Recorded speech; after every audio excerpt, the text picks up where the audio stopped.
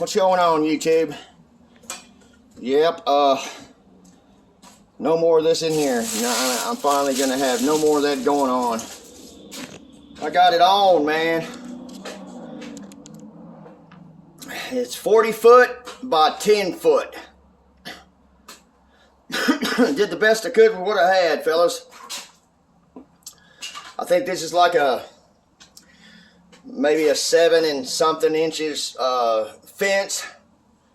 And so I decided to use the fence as a wall. And I decided to use that as a wall. I'll seal it up later. The most important part is dry.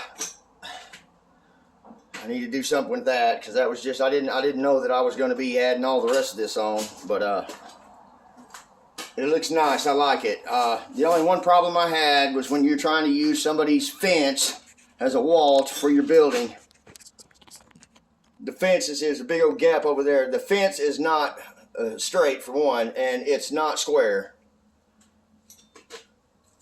I laid these up here, dry fitted them first.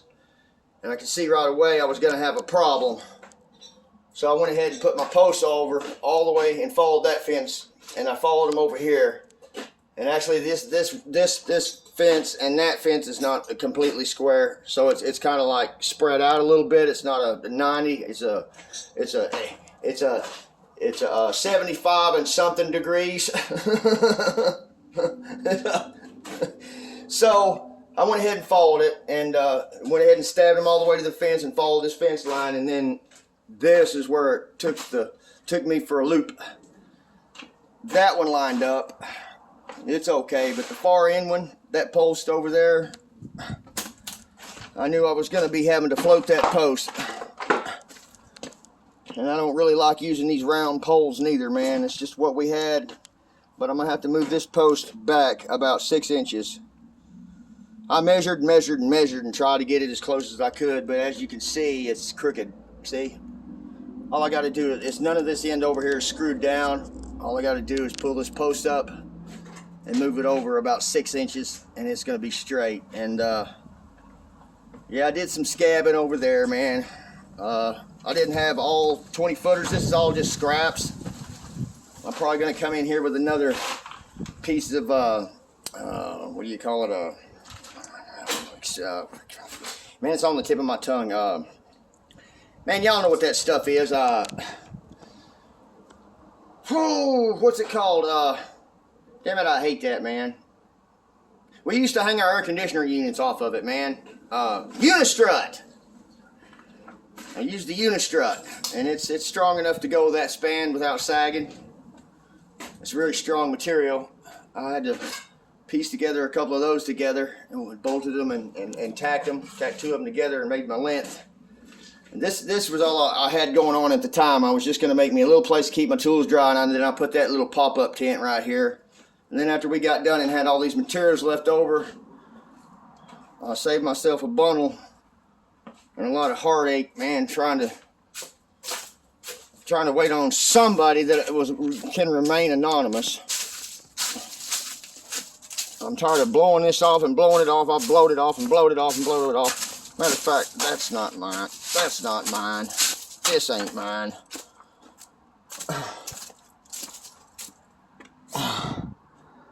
Wow. He finally cleared one fender.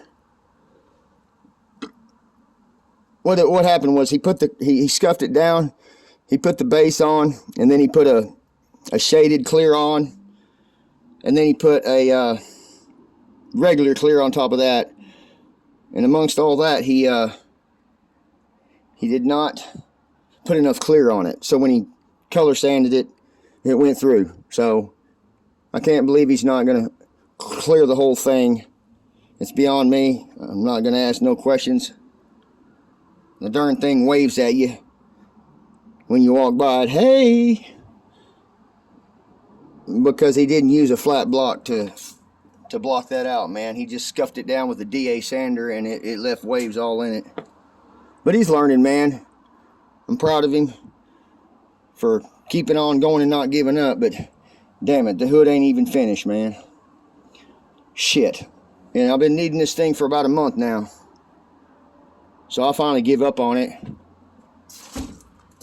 I told him, I told the boss man that I'm gonna go over here after he moves on out, and lets me do what I need to do with Benny's ride. I'm only gonna do fenders and stuff over there in that area. But I'm gonna get some paint remover, his paint remover that he tried using on the car. It's about a whole gallon there, and I'm gonna throw it all over that paint on this paint booth here, man. And I'm gonna clean it up, and I'm gonna tell him, man, you need to quit putting that shit on the walls, man, and making this place look like shit. Just more materials here that I got left. This is gonna be my walls. I do believe I'm gonna have enough to probably go ahead and finish this area right here. And I might get me a roll-up garage door if I can find one. Usually, sometimes you can find people giving them away. They give you the rails and the junk that goes with it. If you look hard enough, you can find them. If not, I'll just make me one. Probably some double doors that fold out, you know.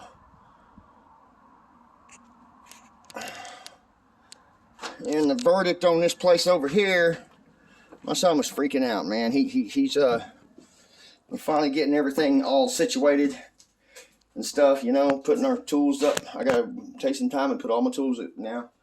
But I told my son, you know, he wanted to come over here and throw a lock on everything, man. Just pissed me off, man. He wanted to come over here and just throw a lock on that door right there, and then lock this to where I can't even walk through to go to my place where I need to work back there. And I got tired of arguing and fighting with him. And finally might as well say it, his dad said, look, I can't believe you want him to just let you lock this room up, you know. It's so close to being completely spotless. And then my son said, well, I told my son, I said, well, look, we'll just do this. This is ours. And my son said, man, we're going to have to move all that shit again. And I said, yeah, but the good thing is we're not moving it far. We're going to throw it. We're going to tear that wall down because we built a wall over here a little bit. You know, a makeshift wall out of scraps. We're going to tear it back down, and I'm throwing all this shit over on the other side of the damn wall. Just pile it up high as it is over here, and clear all this out, and take the boss man's tires, and we're going to label them to where you ain't got to move them no more, where the letters are on the outside. And we're going to take it upstairs. Take all the tires upstairs, and this is a hell of a lot more room to work with than this little bitty crackerjack place over here. And he sure did fuck himself on this one. I was going to put a toilet there still, and he cannot lock us out of the bathroom. We got to have a place to shit. And the other side, I don't think the ceiling is not looking this bad. I think the other side of the ceiling is well, it's kind of looking that bad, but not really. It's a little bit better shape. Put some lights in over here, man, and then I ain't got to worry about that crap no more. I'm hoping that's going to be the end of it, man. As far as when this place is finished out here, I'll have room to breathe, and I can already tell you what's going to happen, man. He's gonna hit a stump in the road. Like, remember the old childhood story that they told you whenever you was a kid about the grasshopper and the ants, and the ants was always bringing food in their place and preparing for the cold to come, and then in the end, grasshopper starved his ass off and didn't have a place to stay because it was cold, and didn't have no food saved up, didn't have a plan with what was coming on, you know. Well, this is my plan, and I can tell you right now, he is going to freeze his ass off, and he's not going to be functionable. Because that building that we built over there for him, I didn't really want it because it's got 20 foot tall, 20 feet in the air, you know. 20 feet in the air. You can see it back over there on the back of that other. We did a lean-to on the back of that shop. But he's like all excited and ready to go get his curtains, he said. I'm going to go get me some curtains for walls. And I'm thinking to myself, man, that is going to take one hell of a heater to heat that shit up. It means,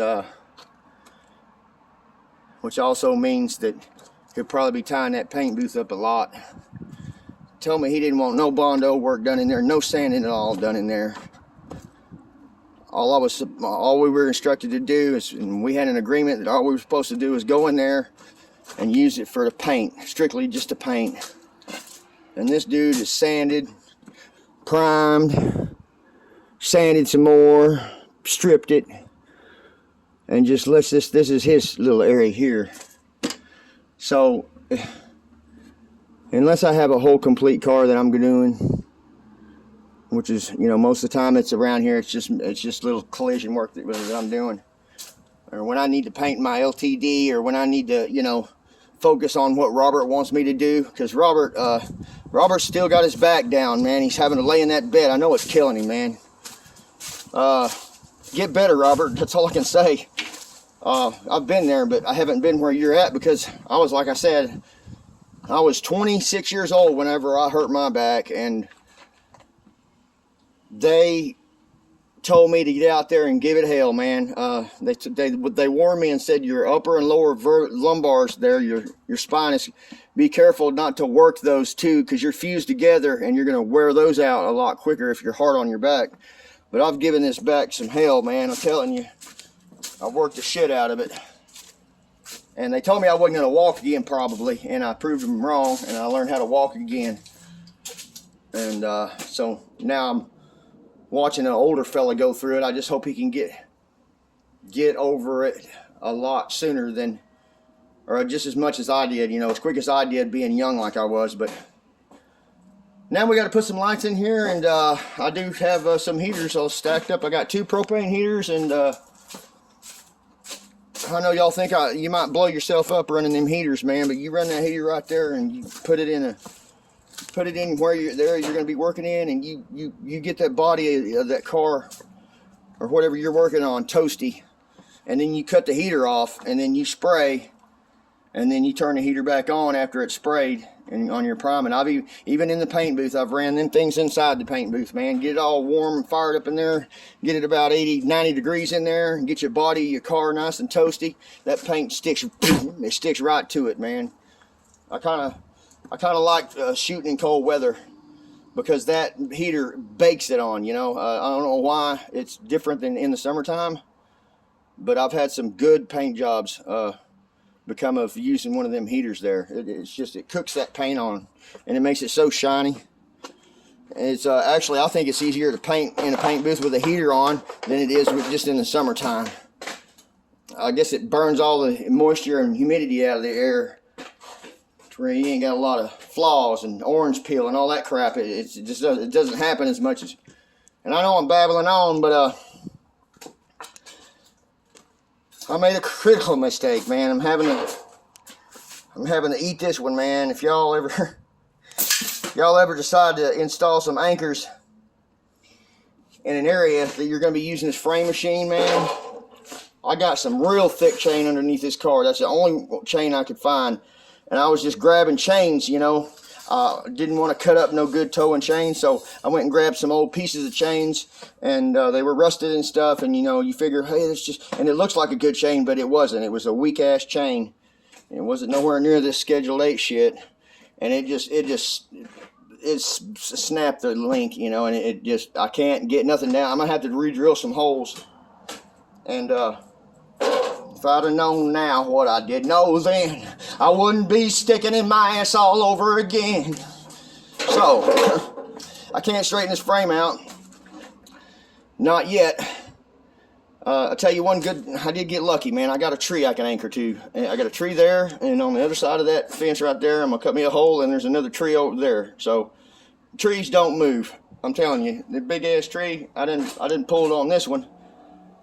But the thing is with the further away you gotta go with your chains instead of right there to nail it down, if you're trying to make your body stay in one spot by anchoring to a tree, what it does is you have to pull it so far before it makes all the chains and everything tight, because they're sagging. You know, your chains are not tight.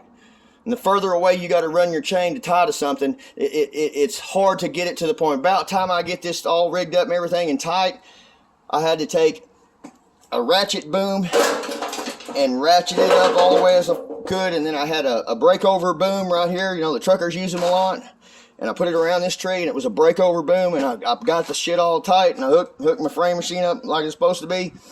And about the time that frame would start screaming, man, and popping for me, I just didn't have enough. I didn't have it solid in the first place. I had to pull a lot of slack out everywhere. And so, and this is an easy pull here. He ran into a concrete median doing about 70 miles an hour, and it moved it, let's see, here's where the hole's supposed to be. And there is where so it was this far apart. Well, I got it all the way down to right about here, about 2 inches. 2 inches is all I like to finish it, to get it to where the front end's straight and everything. You put your front end on, you bolt it on, and that tells you where you need to put your frame at.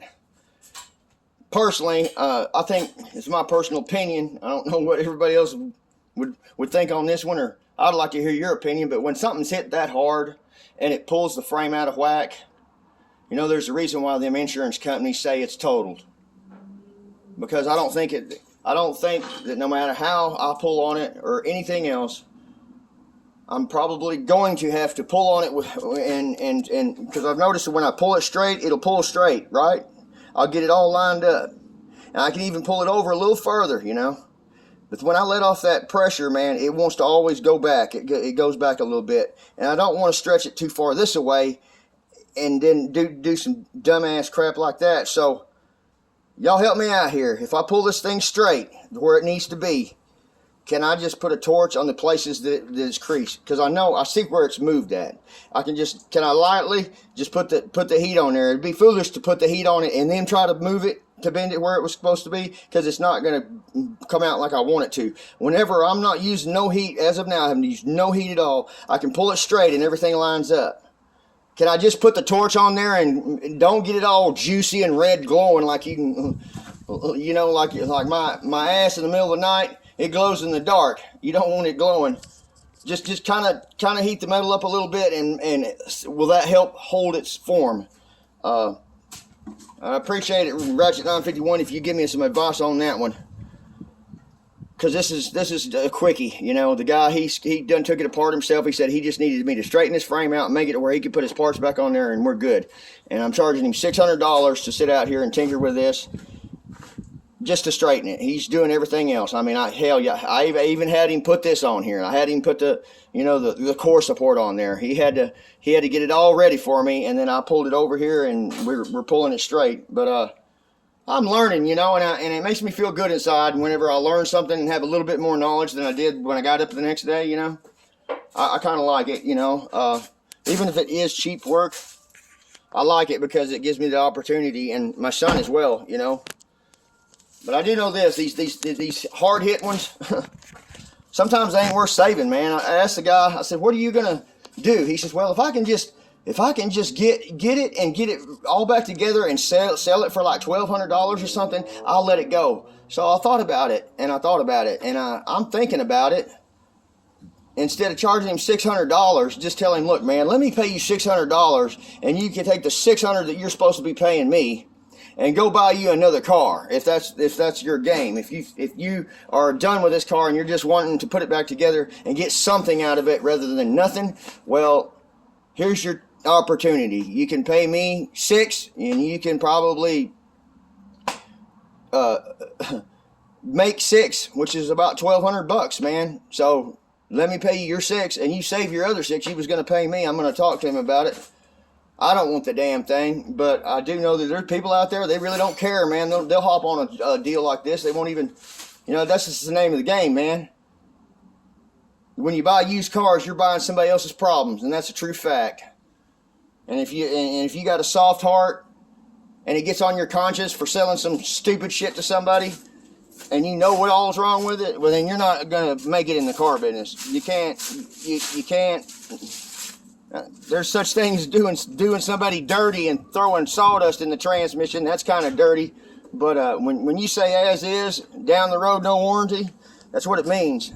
I can't tell you how many times I've bought a vehicle and it was screwed, you know, or I get it and I drive it for a little while and it ends up getting hot, like my C10 I had. I was driving around that thing for about a whole summer and realized somebody had put some stop leak in my system. I was living on a wing and a prayer. I bought somebody stuck it to me on that one, but that's going overboard, you know. Whenever it's got dents in it, you can see that it's got an accident. I think I'm going to be just fine and be able to sleep like a baby. Somebody will want it. Some old scrapper dude will want it and pile refrigerators in it or doing whatever he wants to do in it. It'll go down the road and he don't care. He ain't picky and it's shiny. I know somebody will buy this damn thing for $1,200 as long as I get all the shit on it and back where it's driving. I'm curious to see if it's gonna drive down the road at an angle like this. I've seen cars do that. It looks good parked. Have you ever seen a car driving down the road like that, son?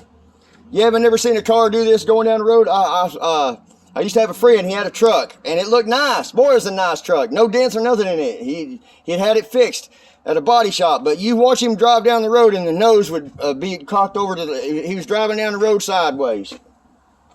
They look funny as hell when they do that, but there ain't no way to tell. Even you're in it and driving it and you don't see it. Somebody's got to get behind you and follow you. You know, does your truck goes down the road sideways. Did you know that? And you say, no, really? And then you watch somebody else drive your truck down the road and you're going, oh my God, what have I paid for? Yep, I've did it before. I had a friend that bought a truck like that once, and or he had his truck fixed or something, and that thing looked like a what do you call it, a crawdad in the ocean. He walked sideways going down, Mr. Krabs. It was a Mr. Crab car. All right, son. Let's pick up all our tools, get the keys. Dude, look, we're gonna be just fine on this. The only thing we got to do is this pole. It has to come out, and we're gonna move it over right here about 6 inches, and then it's gonna straighten it. It's gonna straighten it up. You know about the walls? The walls. Look, we got this much extra right here, and these are 16-foot pieces, and this is only, I think this is only 8 foot something. So you should cut these in half, and we'll put a window in here too. There's an extra window in there. We'll use that. You just gonna nail it to the pole? No, we're gonna have to put some something. We're gonna have to put something going across. Maybe I can get more what's a unistrut and go across here, or we can just go buy some of that other crap that we used on this other building up here. I don't know what it's called, but see those pieces that went across like this. They're real lightweight. That's what those are really made for. Somebody told me that. Somebody told me that, look, you should have ran your purlins in between each of those and then just not use that. But that's what the owner wanted me to put up there. Somebody told me that's for sheetrock when you get it finished off, or it's for putting the siding on. It's putting the walls on. That's what it's for. But that is not expensive at all, and I might get some of that. And we're gonna put some lights out here, man. I think you're gonna like it, dude. It's that way. But I'm warning you, dude. Look. I know your dad's a nice guy. He's gonna want in here, man. He's gonna be cold, and he ain't gonna be able to make nothing money. And he's too bad. Well, okay. Well, I guess I could just put it in your hands, and you can tell him then. Just tell him we ain't got no room over here. Sorry.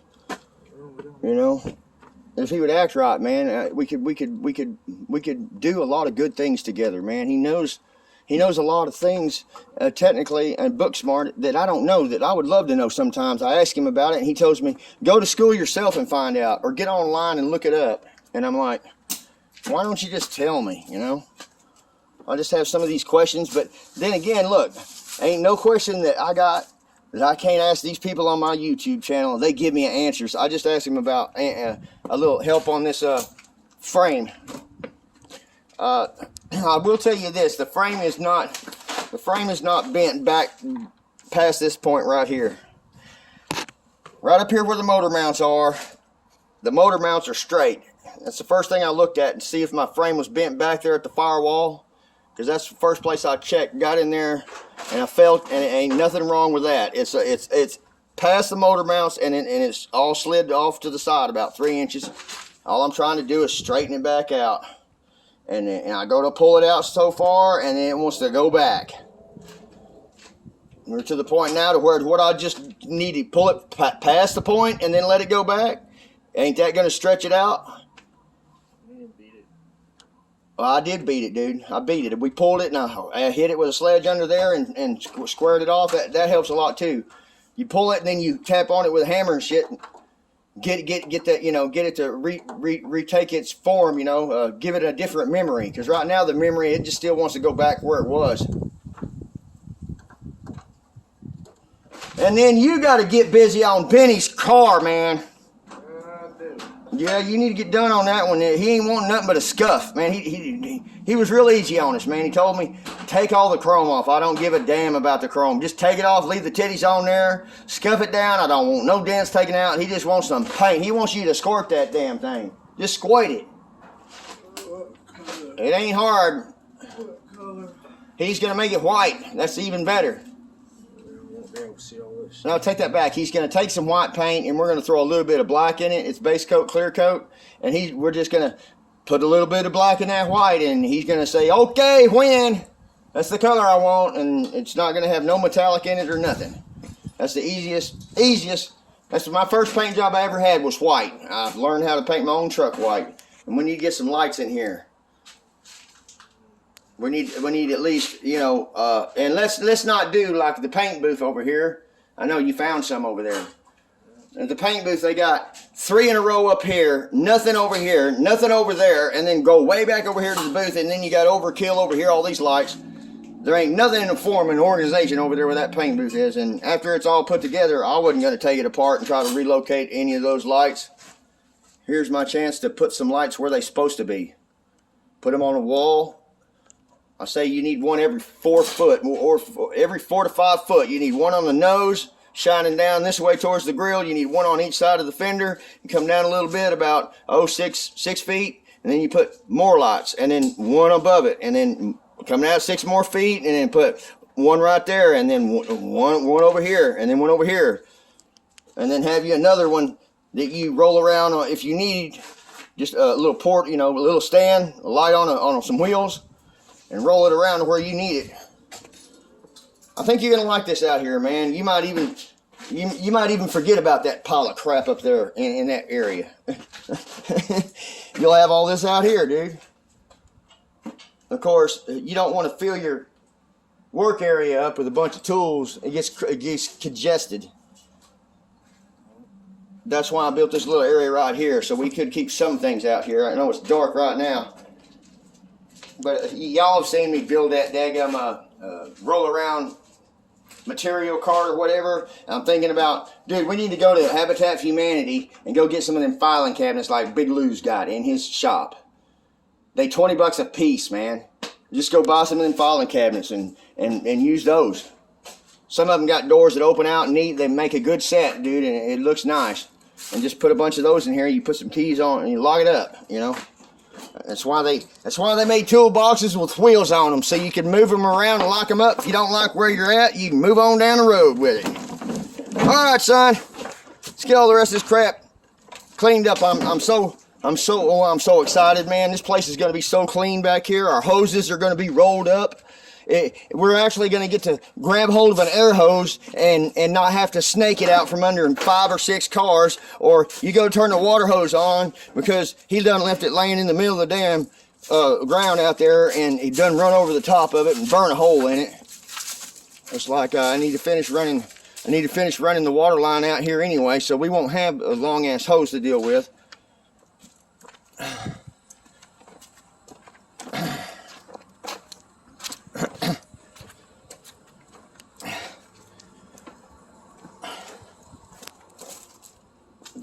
Now, this is one that y'all told me to pass on. I did pass on it. He hired somebody else to do it. And somebody else was going to go ahead and rip that bitch down the middle. And I didn't do it. I pulled it all out, man. And I'm putting this new piece right here. But here's the thing. They didn't get all the pieces that they needed. They should have ordered the cab at least up to here.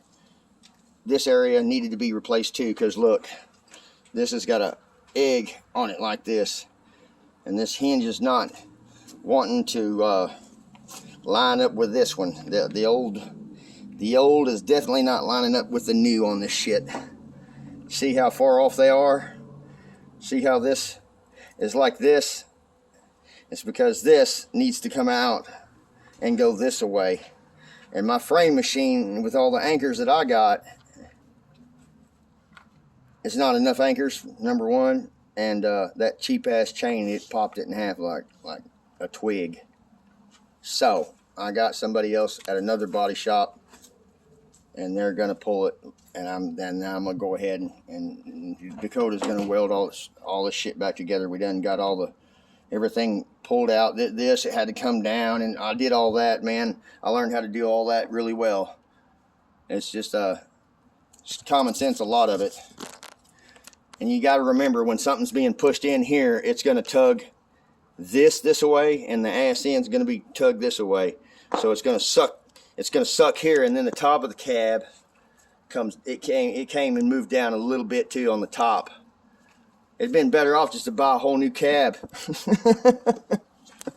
I'm never gonna do one of those again, son. I'm gonna send them packing. Well, let's get old Louise down the road, man. And Robert, I hope this video keeps you entertained, man. Oh yeah, Mark needs a L2 tire to go on that dually rim, and he said he would give us 80 bucks if we found a tire to go on it, and he'll send that other one that he got on eBay back. And he said, I don't care. You heard him say, I'll give y'all the 80 bucks and send that other thing back in the mail. I said, well, yes, yeah, that's like lunch money. And coming to thinking about lunch, you ate 7 tacos, man. 7. Yeah, he knows he did bad. I left him in the cab of my truck. Most of the time you can take some food and stick it under the seat, and his big ass can't get under there and eat it. But he did today. He ate my damn tacos, man. I haven't eaten all day. And this one here decides to eat all the ribs. Had somebody bring me some ribs, man. I got one little tiny rib. And then he said, do you want some chicken? I said, no, I don't want no chicken. I should have told him I wanted the chicken, because he ate that stuff too. Okay, man. Let's get out of here and go home, man. See y'all till next time. Mr. out.